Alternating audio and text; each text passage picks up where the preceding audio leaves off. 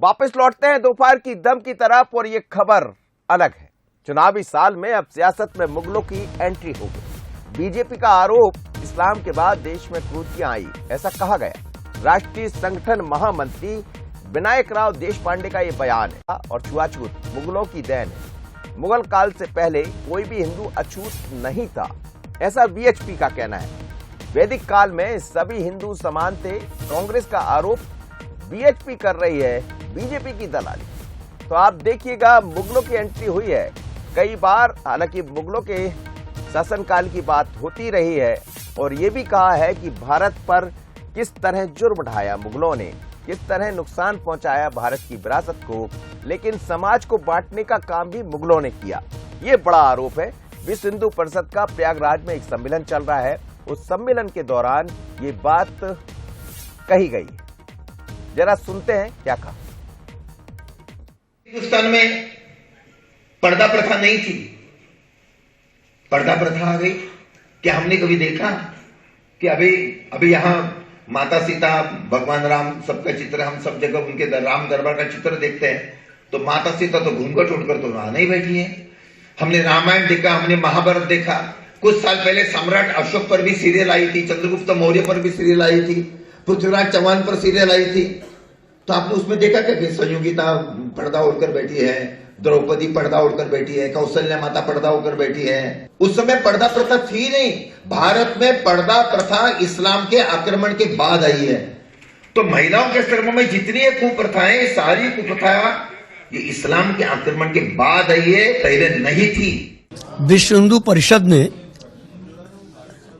चुनावों की निकटता को देखते हुए भारतीय जनता पार्टी के दलाली का काम फिर चालू किया है कि भाजपा को लाभ कैसे पहुंचे।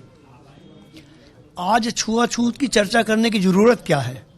छुआछूत के विरुद्ध संघर्ष तो महात्मा गांधी जी ने छेड़ा था, जिनकी इससे जुड़ी विचारधारा ने ही हत्या की थी। विश्व हिंदू परिषद शायद यह नहीं बता पा रही है कि बाबा साहेब भीमराव अंबेडकर को बांट गए यानी अपवित्र कहने वाले कौन थे। वो आरएसएस के लोग थे। छुआछूत की शुरुआत हिंदुस्तान में किसने की? आरएसएस ने की। सांप्रदायिक सद्भाव को बिगाड़ना, जातियों को बांटना, देश को खंड खंड करना, वह तो यही टुकड़े टुकड़े गैंग कर रही है। चलिए, तो कांग्रेस ने कहा कि भारतीय जनता पार्टी की दलाली का काम कर रही है बीएचपी। बड़ा आरोप लगाया और उन्होंने कहा कि ये वही काम करते रहे, ये बांटने का काम करते रहे। लेकिन बात मुगल काल की हुई है तो फिर निश्चित है कि इस पर सवाल भी खड़े होंगे और ये चर्चा अब सियासत में और गरमाने वाली है। मेरे साथ इस वक्त प्रताप भानु शर्मा जी जुड़े हैं, पूर्व सांसद है कांग्रेस के, और साथ ही भारतीय जनता पार्टी के मेहमान भी जुड़ रहे हैं, उनसे भी बात करेंगे। प्रताप भानु शर्मा जी, यदि हम इतिहास के पन्नों को पलटते हैं तो बहुत चीजें उसमें दिखाई देती।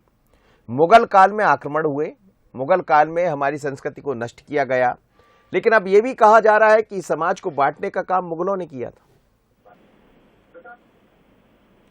जी, सच्चाई तो यह है मनोज जी, भले ही मुगल काल रहा हो जी, चाहे ब्रिटिश का दौर रहा हो, कोई भी रहा हो, परंतु हिंदू संस्कृति को ना तो कोई नष्ट कर पाया, ना विकृत कर पाया। क्योंकि जो हमारा सनातन धर्म है, जो हमारी वेदों की संस्कृति है, वो इतनी परिपक्व और वैज्ञानिक नजरिए से बनी है कि उस पर कोई भी आक्रमण का असर नहीं हुआ है आज तक।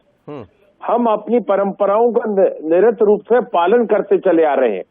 और भाजपा या विश्व हिंदू परिषद के लोग जब चुनाव आता है, इन्हीं पुराने मुद्दों को उखाड़कर उन चीजों को फिर से रिन्यू करने की कोशिश करते हैं, जो कि उनके निहित स्वार्थ या राजनीतिक स्वार्थ ही उसमें नजर आते हैं। हमें रियर व्यू में नहीं देखना है। हमें तो भारत का भविष्य कैसे हो, अच्छा बने, कैसे भारत जोड़ो कार्यक्रम को हम आगे बढ़ाएं, समाज जोड़ो कार्यक्रम को हम आगे बढ़ाएं, दिलों से दिल को मिलके हिंदुस्तान को, भारतवर्ष को एक मजबूत राष्ट्र के रूप में बनाएं। 140 करोड़ लोगों की ताकत, इसको समझकर हम कैसे दुनिया की विश्व शक्ति बने, इस पे हमें ध्यान देना चाहिए। डिवाइड एंड रूल से काम नहीं चलेगा। आपको दूसरों की बुराई करने पे 3 उंगली अपनी तरफ भी निकलती हैं, 1 उंगली सामने वाले को बताओगे तो 3 अपने स्वयं की तरफ भी दिखेंगी। इसलिए इन सब संकीर्ण बातों का आज कोई महत्व नहीं है। देश का 60-65% आबादी नौजवान है, नई शिक्षा में वो आगे बढ़ना चाहता है, एक आत्मनिर्भर भारत का निर्माण करना चाहता है, उसे रोजगार देने की बात करो, उसके लिए नए उद्योग धंधे खोलने की बात करो, उसके लिए किस तरह से हम रचनात्मक काम में लगा सकते हैं, किस तरह से हम उत्पादन देने वाले काम में लगा सकते हैं, इसकी योजना की बजाय ये नफरत फैलाने वाली बातों को करना बंद करना चाहिए। जी जी बिल्कुल, आप ठीक है, बंद करना चाहिए। ये कांग्रेस का पक्ष है, बिल्कुल आप ठीक कह रहे हैं, आपका हक है, आप कहना भी चाहिए। लेकिन एक बार सुनते हैं कि आखिर क्यों ये मसला इतना गर्मा रहा है। जरा सुन लेते हैं कि विनायक राव देशपांडे ने कहा क्या, जिसके कारण एक बार फिर से विनायक राव देशपांडे को सुन लेते हैं कि उन्होंने कहा क्या, जिसके कारण ये राजनीति गर्मा गई, सियासत गर्मा गई। विनायक राव देशपांडे को सुन लेते हैं। पर्दा प्रथा नहीं थी, पर्दा प्रथा आ गई। क्या हमने कभी देखा कि अभी यहाँ माता सीता, भगवान राम सबका चित्र, हम सब जगह उनके राम दरबार का चित्र देखते हैं, तो माता सीता तो घूंघट उठकर तो वहां नहीं बैठी है।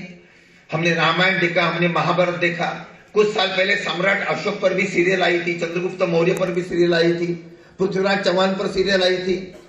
तो आपने उसमें देखा क्या कि संयोगिता पर्दा ओढ़कर बैठी है, द्रौपदी पर्दा ओढ़कर बैठी है, कौशल्या माता पर्दा ओढ़कर बैठी है। उस समय पर्दा प्रथा थी नहीं।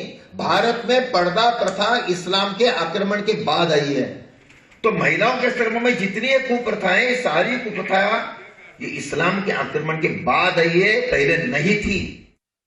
ये बड़ी बात वो बोल रहे हैं कि यदि हम रामायण का जिक्र करते, महाभारत का जिक्र करते, बाकायदा उस दौर के पात्रों का भी उन्होंने चित्रण किया और नाम भी लिया और कहा है कि उस दौर में पर्दा प्रथा नहीं रहा करती थी।